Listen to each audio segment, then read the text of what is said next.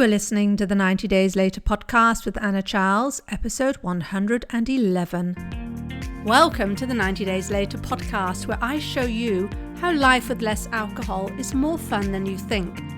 I work with high achievers who struggle to drink a glass of wine without it turning into 2 bottles. I'm the one they call when they want to take it or leave it.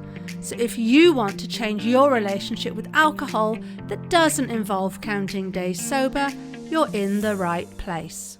Hello all and welcome back to the podcast. Now, before I get started, I have something in the hopper that I'm excited I'm about to launch. It's something actually that many of you have been asking for a while, and I'm now ready to do this.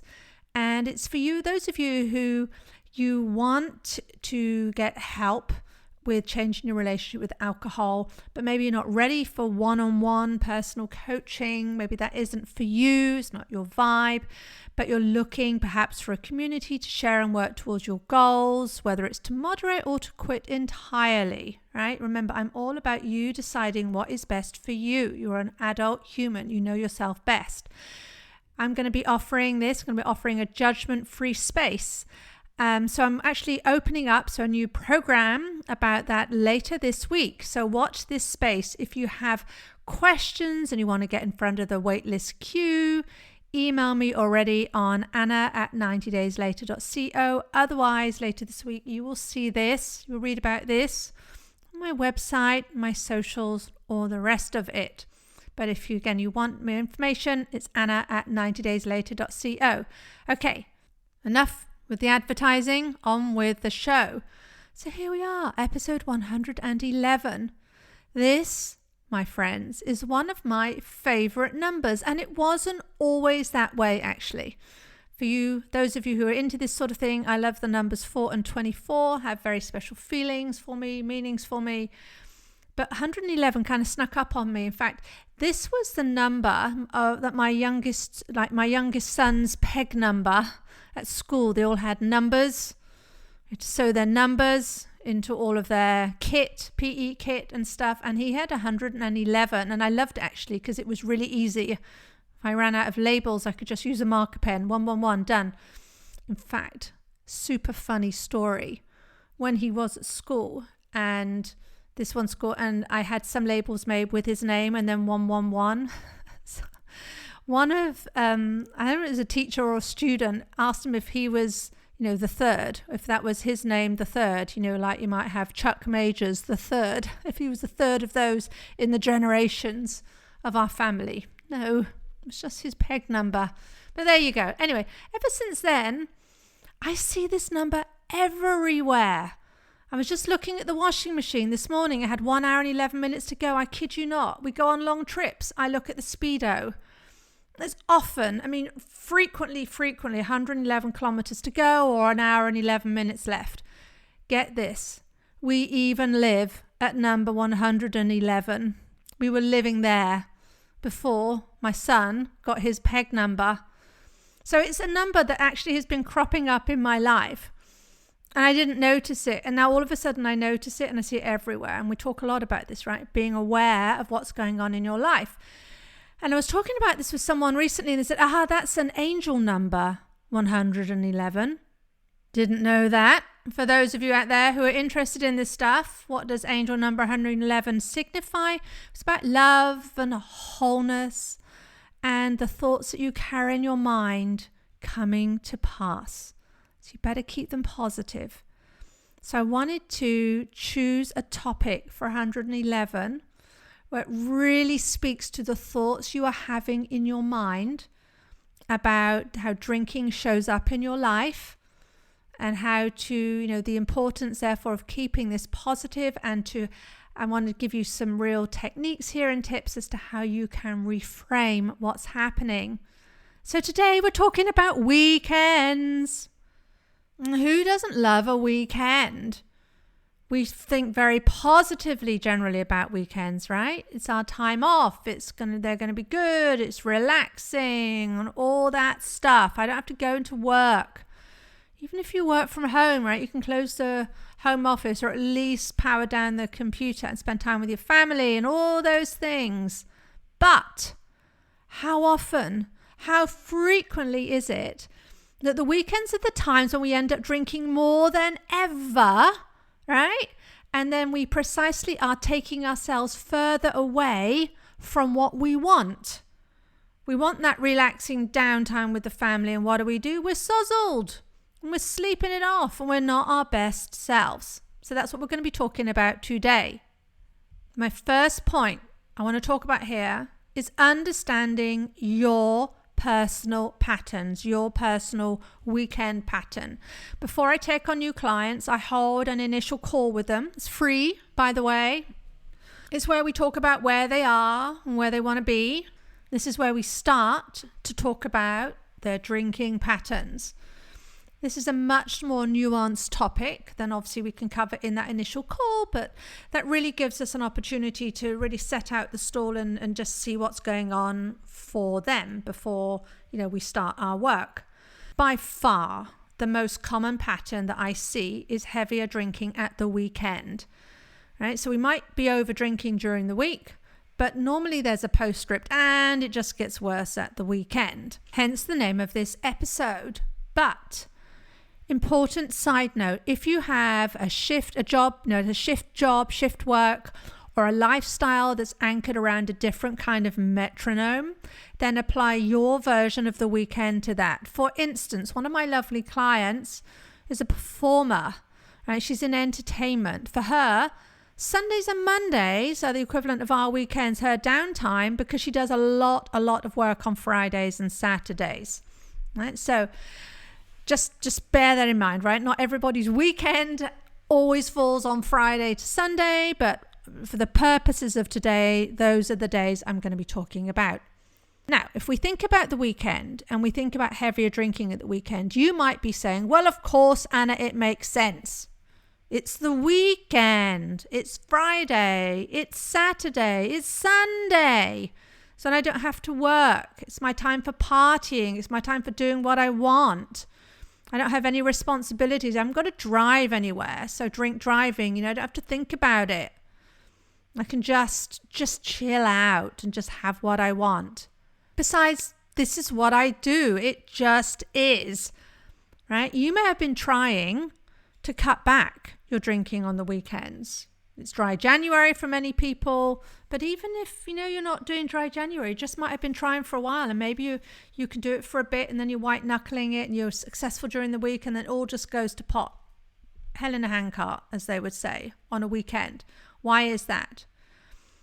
Well, I want you to remember, and this is one of the things we see again and again, that one of the key things I will start with is that drinking never, ever just happens. It never just happens in a vacuum. It's not that there's some eternal truth, right? Some universal truth that suggests we drink most at the weekends. Even in your life, if you've had a pattern of heavier drinking at the weekends, there is no universal truth that said that is how it is and that's how it's always going to be. It doesn't just happen. So when we want to change the habit, in fact, this works for any habit, we need to start to just get really curious about the drinking pattern. Get some awareness first, see how it unfolds, not just in terms of what and when you drink, but in terms of what's happening in your brain. So you can start this, you can do this week already. Start by looking at what the weekend means to you. Get aware of that. How is that shaping up for you? I offered some reflections, some thoughts that I hear a lot about weekends, but figure out what's right for you. Is Friday for you the same as Saturday? Is it the same as Sunday? Does Sunday have particular significance? Right? Is Saturday where you struggle most?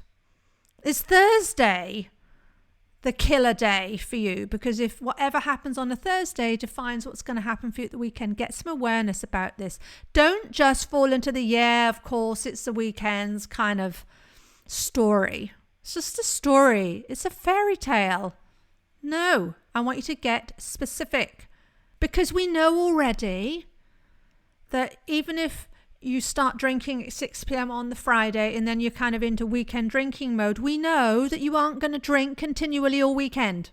And remember, I'm not talking here, I'm not addressing people who want or need full recovery. I'm talking about those of us who have very well kept lives. Everything is great, apart from over drinking, just too much drinking. So I bet you're not drinking on a Saturday morning. You have a heavy Friday night. You're not then pouring the wine at 10 on the Saturday morning. Right? Or even Saturday at 2:30 when you're doing the grocery shopping. You're in Sainsbury's or Whole Food or wherever. You don't think, I'm going to have a glass of wine now. I'm going to sit down. I'm going to have some wine. No. Maybe even Sunday morning or Sunday evening, right? It shows up differently. Maybe your pattern on a Sunday, and this was mine, so I'm giving you how it was for me. If we were having a Sunday lunch, and we did frequently have, and Sunday lunch for us had some significance, right? We'd have the full roast chicken and all the trimmings, and it was just a really nice family time. We'd have some nice music on, and all the rest of it is a very special time. I might have had my first glass of Chablis at 11:30. Any earlier than that, I'd be really, really heavy on the judgment, but I could allow it at 11:30. Starting to peel the potatoes. I'm into lunch mode, sort of. And then maybe if we sat down, we would traditionally sit down to lunch at about 1. And then I carry on drinking maybe till 2:15, right? Lunch is finished.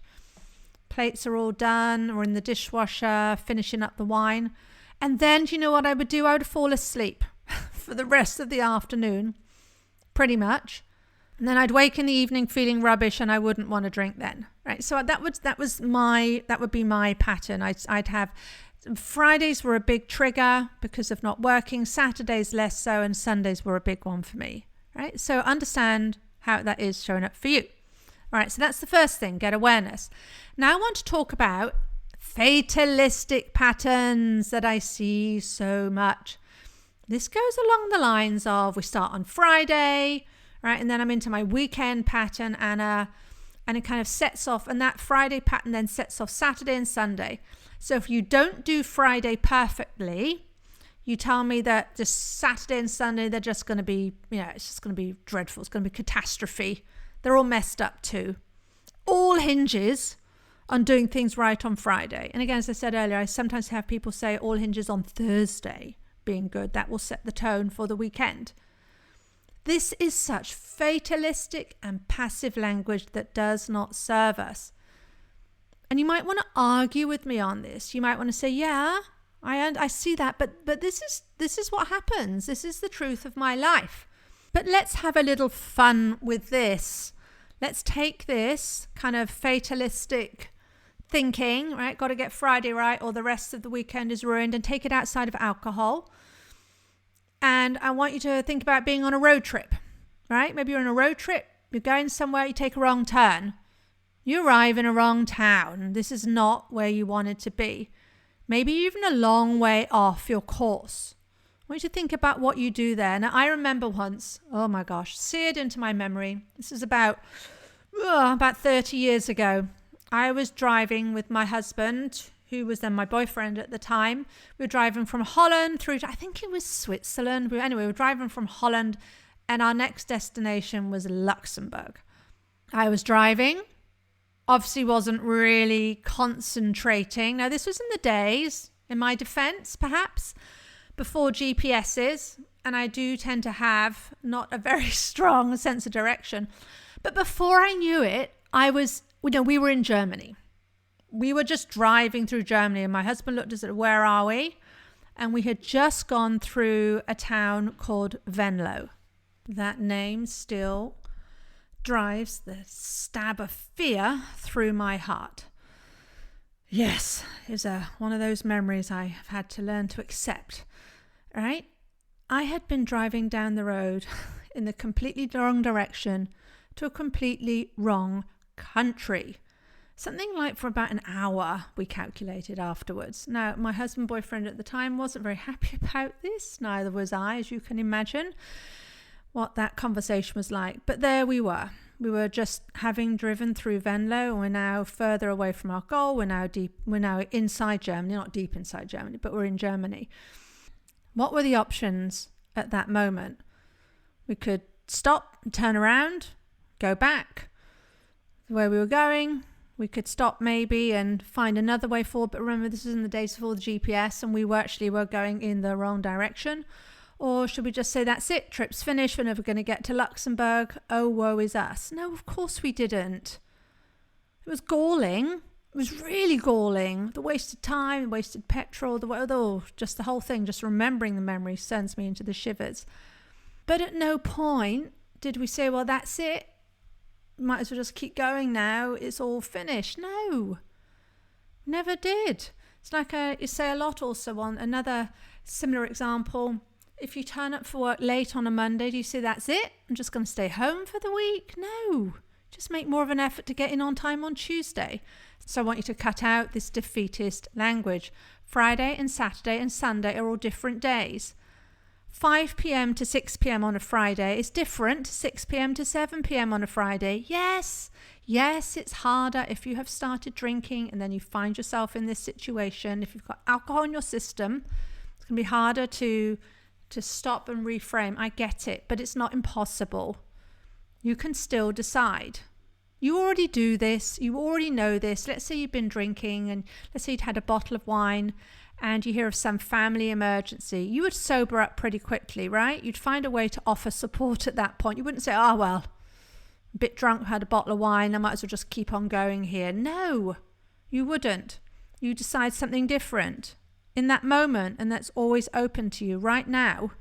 Right now, listening to this podcast, you can decide what you want to make Friday mean. And you could decide what you want to make it mean that you've always drunk on a Friday. Maybe you always have. Maybe the coming Friday will be the first in living memory when you won't, or when you will try not to. You can continue to think in the same old way. And guess what? If you do that, you're going to carry on to get the same old results you've always had. Do not be surprised by that. So start by deciding what you want. A powerful way to do this is to look at really reframing the weekend. What do you want it to be? How do you want it to be? This can be so powerful. I remember doing this exercise with a client, and one of the biggest shifts was when she realized that she was using her weekends as time to drink. Right? That was her underlying goal. It wasn't just something she did, but her goal was to drink at the weekends, even though she didn't want to. Yes, she had other and bigger aims for herself, to get out more, to socialize and to meet people, to get out of the house, all of that. But all of that, all of those other things, this was the ironic thing, all those things that she wanted for herself interfered with her overriding goal for the weekend, which was her time to drink. That was how she saw it. So she ended up talking herself out of doing any of the stuff that she really wanted. And this made no sense to her. But then we looked at it and we said, look, of course, if your goal is to drink, if that's how you see and frame your weekends, that's what the brain is going to want to go towards, especially, right, because of the dopamine. So we did something really simple. You can do this too. We simply reframed her weekends. Now, we actually started this more in the round. We didn't go specific to start with. We didn't talk about Friday, Saturday, and Sunday, because for her, it made sense to talk about more of the whole of the weekend. And we swapped it out from being her time to drink to being her time for me time. And that she was the controller of that me time. It was up to her. It was the time for her. She had 2 full days and an evening that she could allocate as she wanted to her. And that changed everything. It opened up this goal that she'd had about it being her time to drink and deciding that we didn't want that goal anymore. So as you do this, as you take action, decide what works best for you, whether it's to look at the whole weekend, an overall philosophy, what you want for yourself, like I just spoke about my client there, or is it more useful for you, more helpful to start very specifically, with one day at a time, with tackling Fridays and what drinking means on Friday, right? Up to you. If you decide to look at it rather more specifically, I start by looking at, one day at a time, Fridays, the meaning of Fridays. It doesn't have to be Friday. You can start with Sunday. Take the one that you feel is a little bit more accessible, a little bit easy for you. Right? Start there. Whatever you're going to do here, it's about making the approach right for you. This is why I believe so much in coaching, right? Because what we're doing is we're taking where you are now and we're taking you where you want to be. This isn't about do this one thing because that doesn't always work for everyone. So in summary, it's about looking at either the weekend as the whole, if that works for you, or one day at a time, but not in the usual restrictive day counting kind of way that we get into when it's alcohol. Right? Maybe you just want to look at Sunday to start with, but it's about looking at your patterns and what you want to have happen, what is happening and what you want to have happen. All right, that's it for this week. Don't forget about my new community group program that I'm setting up and rolling out this week.